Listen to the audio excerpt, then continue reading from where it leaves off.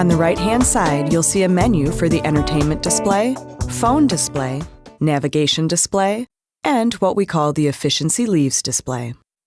These displays, with the exception of the efficiency leaves display, are tied to the touchscreen located on the center stack. Use the arrow controls located on the right side of the steering wheel and scroll to highlight one of the categories. Then press the right arrow key or OK to view that display. Press the left arrow key to exit back to the main menu. The entertainment display shows all your radio, CD, and connectivity options. The phone display allows you to make, receive, and end phone calls. The navigation display will help guide you to your destination. The efficiency leaves display indicates short-term driving efficiency, measured over the last few minutes of your drive.